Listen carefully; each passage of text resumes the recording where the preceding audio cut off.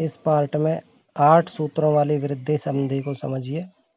और school Yadav ज्ञानदान channel पे आपका स्वागत करता हूँ। रीट कंपटीशन एग्जाम और स्कूल शिक्षा संस्कृत विषय के व्याकरण से संबंधित वीडियो पर हम चर्चा कर रहे हैं। रोजाना एक एक टॉपिक के साथ हम चर्चा कर रहे हैं। उसी कड़ी में आज हम संधि के साथ एक नया संधि का टॉपिक स्वर संधि में वृद्धि स्वर संधि पर चर्चा करने वाले हैं। तो हम समझते हैं पहले वृद्धि क्या है, वृद्धि संधि क्या है, किस तरीके से एग्जाम में क्वेश्चन आता है और किस तरीके से हमें उसको समझना है। देखिए आगे ही बोर्ड के ऊपर वृद्धि स्वर संधि। सबसे पहले हम समझेंगे वृद्धि क्या है, किस चीज को हम वृद्धि कहते हैं संस्कृत में। तो उसका एक सूत्र होता है वृद्धि राधैच। इसमें दो शब्द हैं, आत और ऐच।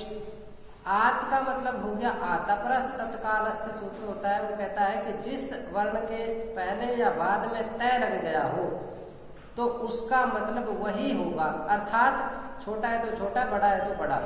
जैसे आ के पीछे तय लग गया आत बना तो इसका मतलब आ ही होगा, ए नहीं।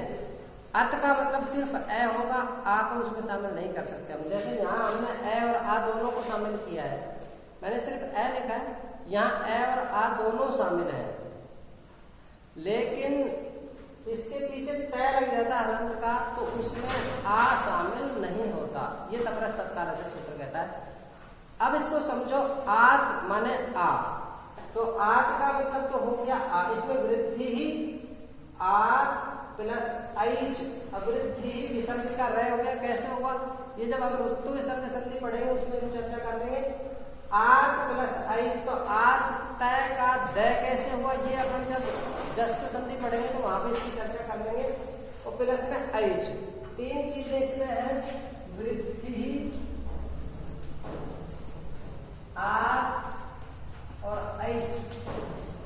अब आत तो आपके समझ में आ गया होगा, आत का मतलब आ, लेकिन ये ऐच क्या है। तो प्रत्याहार की जो हमारी कक्षा थी उसमें आप देख सकते हो पार्ट नंबर 27 में हमने बताया किस तरीके से प्रत्याहार बनते हैं और किस तरीके से प्रत्याहार काम करते हैं। तो यहाँ ऐच प्रत्याहार है। पूरी संधि में हमें प्रत्याहारों की आवश्यकता पड़ेगी, इसलिए मेरा आपसे सुझाव पहले आप प्रत्याहारों को अच्छी तरीके से सीख लीजिए। और माहेश्वर सूत्र तो हर बच्चे के कंठ के ऊपर होना चाहिए। ऐच में हमारे दो वर्ण होते हैं, ऐ और औ।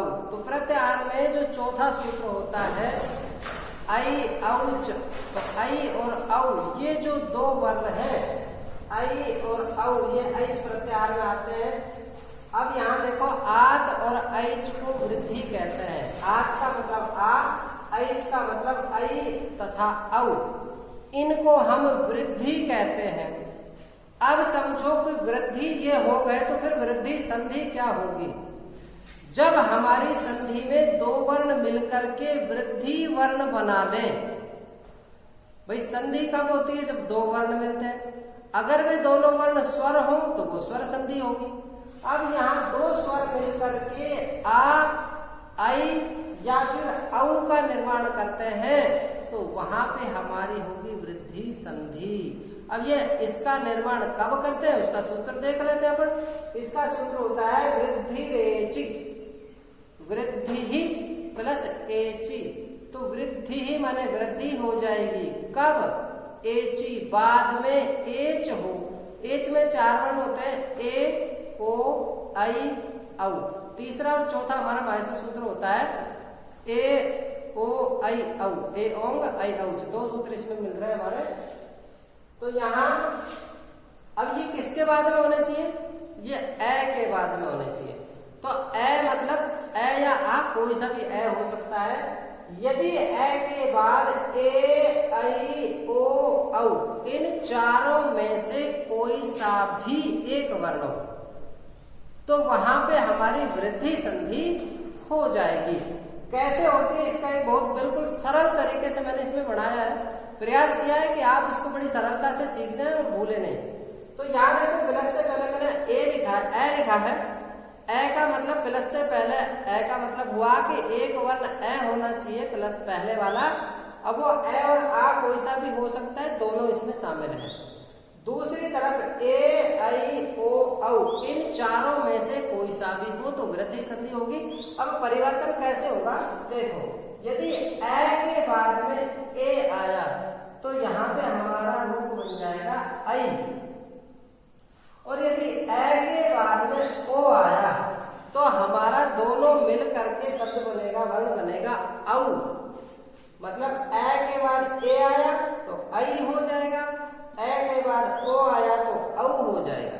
अब ए के बाद यदि ऐ हुआ तो भी ऐ हो जाएगा।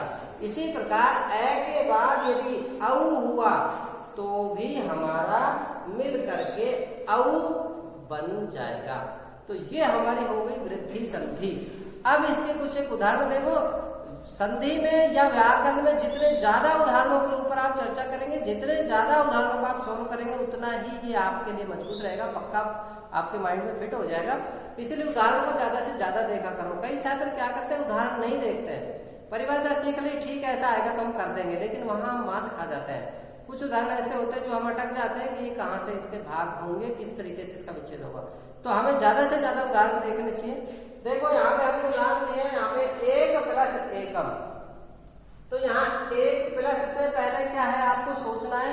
अकारांत वाली कक्षा यदि आपने नहीं देखी है तो वो आप देख सकते हैं, पार्ट नंबर 1 जो सबसे पहले बनी थी, बहुत पहले की वीडियो बनी हुई है, उसको आप देखो। उसमें बताया गया अकारांत, अकारांत, आकारांत, इकारांत, उकारांत, एकारांत, इकारांत, रिकारांत सब क्या होता है वो समझ लेंगे। तो यहाँ प्लस से पहले क्या है, तो बहुत से छात्र इसको समझते हैं कै नहीं है, यहाँ पर प्लस से पहले ए है।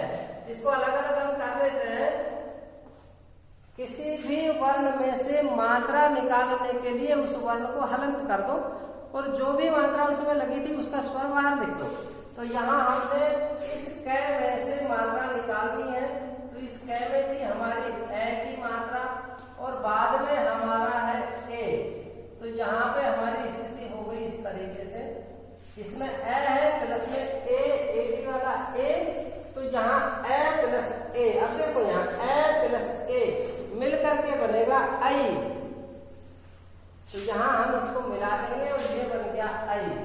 अब ये ऐ जो बना है ये कहाँ जाएगा, तो जब कोई भी स्वर बनता है या कोई भी स्वर होता है उससे पहले यदि कोई हलंत वर्ण है तो उस स्वर की मात्रा उस हलंत वर्ण में जुड़ जाएगी। तो देखो यहाँ ऐ की मात्रा इस कै में हम जोड़ते हैं, तो ए कै में ऐ की मात्रा जोड़ेंगे तो ए कई, शेष बचा हुआ भाग यहाँ पे हम ऐसे कैसे रख देंगे और ये हमारा शब्द बन गया एकैकम। समझ में आ गया। फिर से देखते हैं उदाहरण और देखते हैं, सा प्लस ऐसा। तो यहाँ सा में आ की मात्रा उसको हम अलग कर देते हैं समझने के लिए, स में आ की मात्रा है। अब यहाँ मैंने लिखा है ए का मतलब संधि में ए और आ दोनों है यहाँ पर, इसको समझ के चलिए आप। तो यहाँ आ प्लस ऐसा, तो यहाँ आ हो गया, ये ए हो गया। अब यहाँ देखो आ प्लस ए दोनों मिलकर के क्या बनेगा, ऐ बनेगा। तो यहाँ दोनों मिलके बन गया ऐ। मैं थोड़ा साइड में लिख दे रहा हूँ, यहाँ पे कोई उदाहरण लिख लेंगे। अब देखो ये ऐ कहाँ जाएगी, जब किसी स्वर से पहले कोई भी हलंत का वर्ण हो तो उस स्वर की मात्रा उसमें जुड़ जाएगी।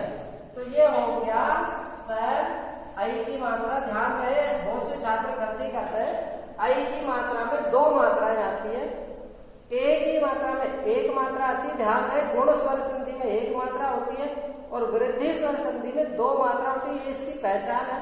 जब किसी शब्द में बीच में या पहले वर्ण पे आपको दो मात्रा नजर आएंगी तो वहां संभावना है वृद्धि संधि हो सकती है। तो यहाँ सर ऐ की मात्रा सही हो गया, बच गया शा। अब ध्यान देने की बात है कि ये दोनों वर्ण क्या हो जाएंगे, ये दोनों वर्ण मिल करके एक बना लेंगे, इसलिए इन दोनों को यहाँ से हम हटा देंगे। बहुत से छात्र क्या करते हैं, यहाँ सा ऐ कर देंगे, फिर यहाँ से इसको हटाएंगे नहीं, इसको सही तो ठीक इतना तो कर देंगे लेकिन इसको भी साथ साथ लिख देते हैं, तो हमें उसको लिखना नहीं है। ये दोनों यहाँ पे समाप्त हो जाएंगे। अभी तक स्वर की हमने 3 संधियां पढ़ी हैं। तीनों में एक ही काम होता है कि दो वर्ण होते हैं, दो वर्णों को मिलाते हैं, मिलाने के बाद में एक वर्ण बन के आ जाता है, वो दोनों जो होते हैं वो आपस में खत्म हो जाते हैं, वो खत्म हो गए, नया एक वर्ण आकर के वहां पे जुड़ गया।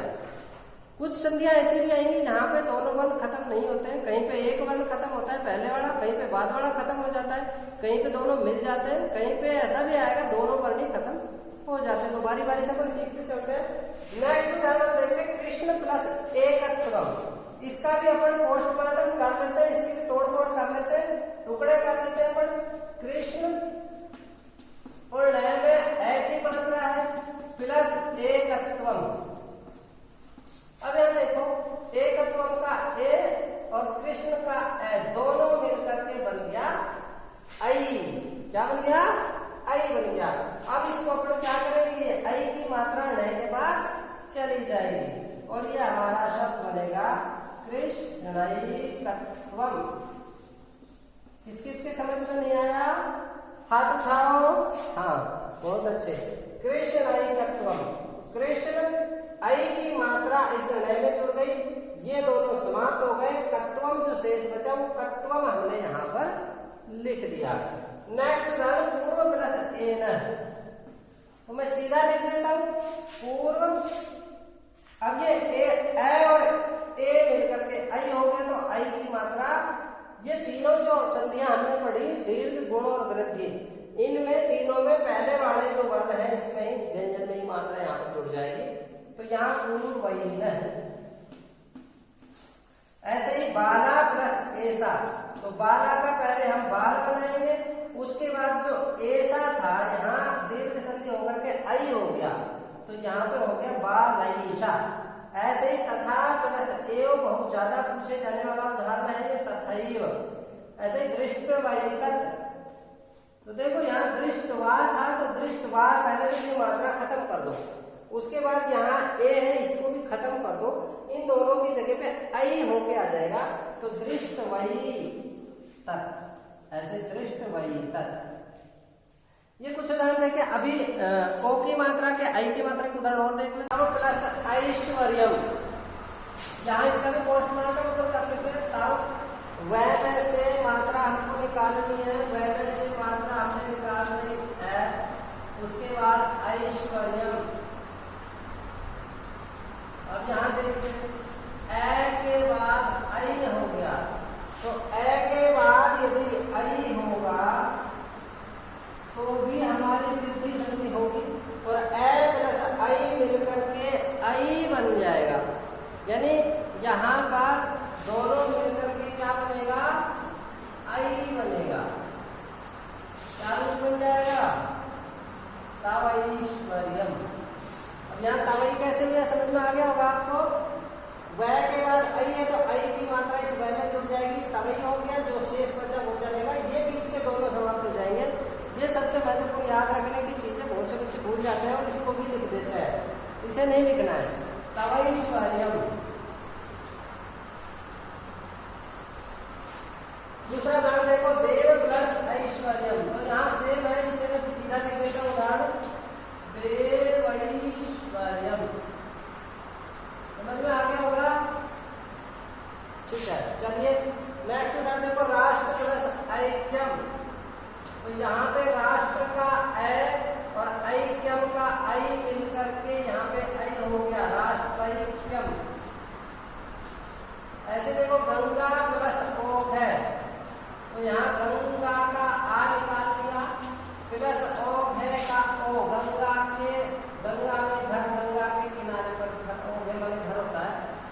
तो यहाँ देखो, आ प्लस ओ दोनों मिलकर के क्या बन जाएगा? औ बन जाएगा। तो गंगा प्लस ओ है, आ प्लस ओ मिलकर के औ हो गया, इस औ की मात्रा इस गै में जुड़ जाएगी, तो रूप बनेगा गंग गौ घ। समझ में आ गया होगा? गंग गौ घ। तो ये औ की मात्रा इस गै में चली गई, ये दोनों समाप्त हो गए, घ से इस लास्ट में था, लास्ट में लिख दिया। ऐसे ही रक्त औषधि, तो रक्त औषधि। अब यहाँ देखो, सही शब्द औषधि होता है, और अगर ये नपुंसकलिंग में हो गया था औषधम, यहाँ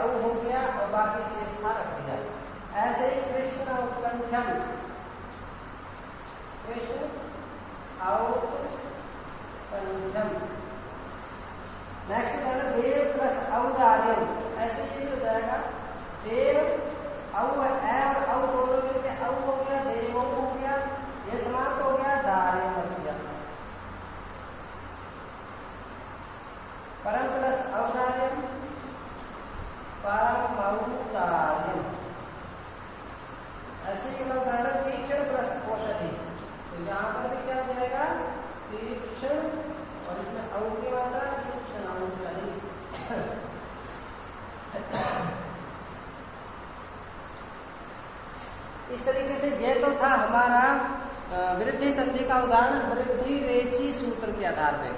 अब वृद्धि के कुछ और उदाहरण है अलग अलग सूत्रों के हिसाब से, उनको कुछ और सूत्र है जो वृद्धि संधि के अंतर्गत आते हैं, उनको हम और जो संधियां हैं उनका अपवाद भी मान सकते हैं और वृद्धि संधि में उनकी गणना हम कर सकते हैं। देखो दूसरे नंबर पे पहला सूत्र हमने भी पढ़ा था वृद्धि रेची, दूसरा सूत्र है उपसर्गात रीति धातु। ये सूत्र क्या कहता है, पहले इसको बड़े ध्यान से आप समझ लीजिए। अगर आपके समझ में आ गया तो बहुत सरल है, नहीं समझ में आया तो बहुत कठिन भी है। वृद्धि संधि में 8 सूत्र काम करते हैं जो कुछ संधियों के अपवाद हैं और कुछ जगह पर वो वृद्धि का कार्य करते हैं। देखो ये सूत्र कहता है कि उपसर्गात मतलब उपसर्ग के बाद रीति धातु री हो। अब इसमें कंडीशन है कि उपसर्ग कैसा हो और री कैसा हो। तो यहां समझो उपसर्ग होना चाहिए अकारांत। अब ए अंत वाला अवर्णांत उपसर्ग होना चाहिए। अवर्णांत का मतलब ऐसा उपसर्ग जिसके आखिरी में ए या आ की मात्रा हो। ए वर्ण का मतलब दोनों होते हैं, ध्यान रखना है। ए वर्ण का मतलब ए और आ दोनों है। तो यहाँ ए वर्णांत उपसर्ग के बाद ऋकार आदि, ऋकार माने री, आदि माने हो प्रारंभ में जिसके ऐसी धातु हो, तो दोनों के स्थान पर वृद्धि होती है। और कौन सा वृद्धि होता है, आ होगा। अब री की वजह से उरण रपण सूत्र की सहायता लेकर के यहाँ री की स्थान पर पहचान के लिए रह हमने लगा दिया, तो आर हो जाएगा। शांति से समझो इसको। उपसर्ग हो ऐसा उपसर्ग जिसमें ए की मात्रा हो या आ की मात्रा हो आखिरी में, उसके बाद में क्रिया हो, धातु हो, और वो धातु भी कैसी हो जिसका पहला अक्षर री हो। बैठ गया समझ में? मतलब प्लस से पहले उपसर्ग हो और उपसर्ग ऐसा होना चाहिए जिसमें आखिरी में ए या आ की मात्रा हो। प्लस के बाद में धातु होनी चाहिए और धातु ऐसी होनी चाहिए जिसका पहला अक्षर री हो। तो दोनों वर्ण मिलकर के आर हो जाएगा। मात्र इसके 2 उदाहरण 3 उदाहरण आते हैं, वही पूछे जाते हैं सवालों में, उनको आप अच्छे से याद कर लीजिए। फर्स्ट ग्रेड में और सेकंड ग्रेड में बहुत ज्यादा पूछा जाता है, रीट में ये सवाल नहीं आएगा इतना हाई लेवल का। प्रय प्लस रिच्छति। अब यहाँ देखो ये प्रय उपसर्ग है और प्रय में कौन सी मात्रा है, ए की मात्रा है। बाद में रिच्छति धातु है, रिच्छति धातु है और धातु में पहला अक्षर क्या है, री। तो उपसर्ग है, इसके आखिरी में ए है, बाद में धातु है, धातु का पहला अक्षर री है, तो दोनों मिलकर के आ हो जाएगा। और उरण रपय की सहायता से री होने के कारण यहाँ पर रे हो जाएगा, आर हो जाएगा।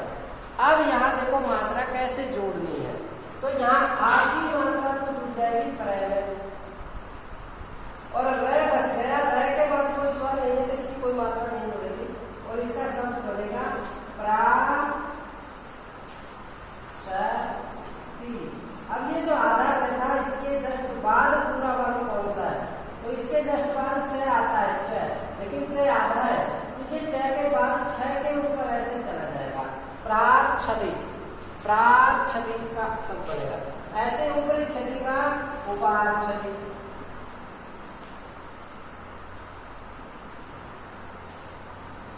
इसी तरह प्रय प्लस ऋषभ भी यदि, तो प्रय का तो हो गया प्रा, इसका हो गया रय और ये रय चला जाएगा श के ऊपर, शेष जैसे वैसा का वैसा ही रहेगा। प्राक्ष भी यदि। तो समझ में आ गया दूसरा सूत्र। तीसरे नंबर का सूत्र है स्वाभिरेरिणो। ये एक वार्तिक है और वार्तिक भी जैसे पाणिनि के सूत्र है ऐसे वार्तिक भी काम करते हैं, बाद में लिखे गए। स्व के बाद यदि ईर या ईरिणी शब्द हो, स्व के बाद ईर या ईरिणी, मैंने लिखा नहीं है, ज्यादा टाइम लगेगा, कोर्ट में जगह भी ज्यादा गिरेगा, इसलिए मैंने डायरेक्ट उदाहरण लिख दिया, समझ लो आप। स्वयं के बाद ईर या ईरणी हो तो वहां पर भी वृद्धि होगी। वृद्धि क्या होगी? देखो ए प्लस ई, स्वयं ए प्लस ई का ई। अब यहां मुझे बताओ ए के बाद ई आएगा तो संधि होगी गुण, और गुण संधि में ए प्लस ई मिलकर के ए बनना चाहिए था, ए एडी वाला, लेकिन वहां ये सूत्र उसका बाध करके वृद्धि करेगा। कैसे करेगा? ए की बजाय यह आई करेगा, तो यहाँ पर रूप बन जाएगा आई, और ये हमारा शब्द बनेगा स्वयं। आई की मात्रा इसमें जुड़ जाएगी, स्वयं और रेखा रह जाएगा स्वयं स्वयं। ऐसे विसर्ग वाला भी मिल सकता है आपको, बिना विसर्ग का भी मिल सकता है, जैसा मिलेगा वैसा ही उत्तर आपको लिखना है। ऐसे ही स्वयं, तो यहाँ पे इसका शब्द बन जाएगा स्वयं, इसमें डबल मात्रा नहीं, स्वयं। इस तरीके से हमारा ये तीसरे नंबर का सूत्र यहाँ पर कंप्लीट हुआ। अब देखो चौथे नंबर का सूत्र कहता है एते रतिरूपसु। ये सूत्र क्या कहता है कि यदि प्लस के बाद ए के बाद एति एदते ऊठसु, एति एदते ऊठसु, इनमें से कोई सा भी शब्द होगा तो वहां पर भी वृद्धि होगी। कैसे होगी? देखो यहाँ ए और ए मिलकर के आई हो जाएगा, सीधा सीधा ये जो नियम हमने पहला पढ़ा था वृद्धि रेखी, वही सूत्र की सहायता से हो जाएगा यहाँ पे। ऐसे यहाँ पे उपई धरते। अब आप कहोगे कि जब ये वृद्धि रेखी से ही हो रहा था तो फिर यहाँ पे एक के धरती सूत्र क्यों लिखा गया? इसका कारण है कि जब हम पढ़ेंगे कौन सी पररूप संधि, तो ये जो पररूप होता यहाँ इस ए की जगह भी ए हो जाएगा पररूप संधि में, तो उसका अपवाद यहाँ पर ये बन रहा है। जब पररूप संधि पढ़ेंगे तो वहां समझ लेंगे। तो आप यहाँ इतना समझो, ए के बाद ए आया तो उपस्थिति ऐसे धातु का रूप है, तो यहाँ पर हो गया वृद्धि संधि। ऐसे यहाँ पे ये देखो ए प्लस ऊ मिलकर के ओ होना चाहिए गुण संधि में, लेकिन यहाँ गुण संधि का अपवाद होकर के यहाँ वृद्धि होगी। पृष्ठम ऊहम, तो पृष्ठम, इसमें भी शब्द लगा मिले तो लगाना, नहीं लगा मिले तो नहीं लगाना। चार सूत्र हमारे वृद्धि के हुए। पांचवा सूत्र हम देखते हैं अक्षादुहीन्याम उपसंख्यानम।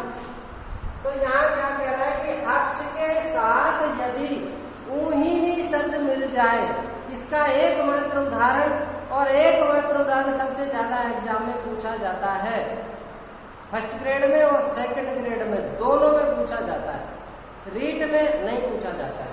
तो यहाँ देखो अक्ष प्लस ऊहिनी शब्द मिलकर के गुण संधि होनी चाहिए थी, लेकिन यहाँ ए प्लस ऊ मिलकर के औ हो जाएगा, और यहाँ रूप बना अक्ष ए और ऊ मिलकर के औ हो गया अक्षौहिणी। तो यहाँ न का न हो गया अक्षौहिणी रूप यहाँ पर हमारा बन करके आ गया। नेक्स्ट हमारा सूत्र है छठा प्राग उह ऊढ़ उडे एस और एस। उह ऊढ़ ऊढ़ी एस एस। अगर ये शब्द प्र के बाद आते हैं, दिमाग पे जोर लगा लो, इतना मत लगाना जो सर में दर्द हो जाए। यदि प्र के बाद उह ऊढ़ ऊढ़ी एस एस ये हो तो भी वृद्धि होगी। देखो प्र के बाद ऊढ़ हुआ तो यहाँ गुण संधि होनी चाहिए थी, गुण संधि होनी चाहिए थी, लेकिन गुण संधि नहीं हुई। कौन सी हुई? वृद्धि हुई, और वृद्धि होकर के रूप बन गया प्रौढ़ है। प्र ए और ऊ मिलकर के औ हो गया प्रौ बन गया प्रौढ़ है। ऐसे प्र प्लस एस प्र बन गया। मैंने बाकी उदाहरण नहीं लिखे, आप समझ सकते हो। प्र के बाद ऊ होता तो प्रौ है हो जाता, प्रौढ़ है हो जाता, प्रौढ़ी हो जाता, प्रैश प्रैश्य। इस तरीके से उदाहरण इसके हो जाते हैं। अभी इसके और कुछ सूत्र उनको पेपर देख लेते हैं। 7वें नंबर पे ऋते च तृतीया समास है। ये सूत्र भी वृद्धि संधि करता है। और यहां देखो ये सूत्र क्या कह रहा है कि जब तृतीया तत्पुरुष समास हो, जब तृतीया तत्पुरुष समास हो वहां ए वर्ण से परे यदि ऋत शब्द हो, यानी तृतीया तत्पुरुष समास में ए वर्ण के बाद ऋत हो तो वहां पर भी हमें वृद्धि करनी है। होनी कौन सी चाहिए? सूत्र के हिसाब से गुण होनी चाहिए, लेकिन यहाँ पे कौन सी होगी? वृद्धि होगी। कैसे होगी? देखो, जैसे सुखेन हृदय, ये समास होता है सुखेन हृदय से तत्पुरुष समास। जब समास पढ़ेंगे तो उसमें आपके समझ में आ जाएगा कैसे हुआ। सुखेन प्लस हृदय ऐसा शब्द बना, तो यहाँ दो शब्द होते हैं, सुख प्लस टा, जब उसका विच्छेद करते हैं वो अलग मैटर है। यहाँ आप समझ लो सुख और ऋत दो शब्द हैं, तो यहाँ सुख और ऋत क्योंकि जब ये तृतीय तत्पुरुष समास है तो इस ए और री को मिला करके अर होना चाहिए, लेकिन यहाँ अर नहीं होकर के क्या बनेगा? आर बनेगा। तो यहाँ पे शब्द बनेगा सुख, आ की मात्रा खे में जुड़ गई, सुखा, री खत्म हो गया, तय बचा। अब ये आधार है अपने से बाद वाले में इस तय के ऊपर चला जाएगा, शब्द बन गया हमारा सुखार्थ।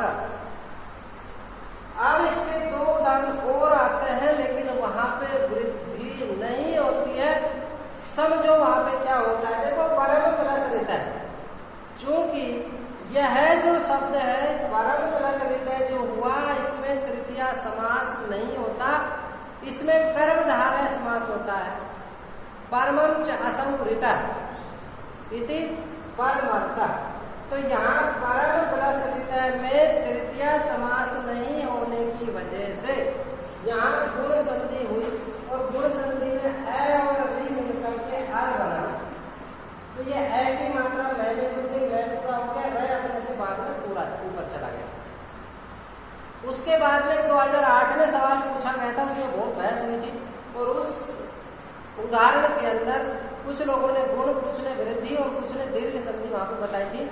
लेकिन आरपीएस ने वहां पे क्या माना? त्रिशा प्लस आर्त है, तो आ प्लस आ बराबर आ, कौन सी संधि होगी? हाँ, दीर्घ, तो रूप बनेगा त्रिशार्त है। त्रिश प्लस ऋत यहाँ पे नहीं है, त्रिशा प्लस आर्त शब्द है, प्यास से प्यासा, तो त्रिशार्त शब्द बना और दीर्घ संधि यहाँ पर होगी। अब वृद्धि संधि का आखिरी सूत्र देखते हैं। प्रवस्तर कंबल वसनान दशा नाम ऋणे, एक वार्तिक है और ये क्या कहता है कि यदि ऋण शब्द हो और ऋण शब्द से पहले ये शब्द हो तो वहां पर भी गुण नहीं हो करके वृद्धि संधि होगी। देखो कैसे, प्रे के बाद ऋण आया, ए प्लस री बराबर क्या होना चाहिए? अर, अर नहीं हुआ, आर हुआ। प्राण, वत्सतर प्लस ऋण, तो वत्स तराण, वत्सतर ए प्लस री मिलकर के आर हो गया, तो रे में आर की मात्रा जुड़ गई, री समाप्त हो गई। जो रे था वो अपने से बाद वाले के ऊपर चला गया। ऐसे ही कंबलार्ण,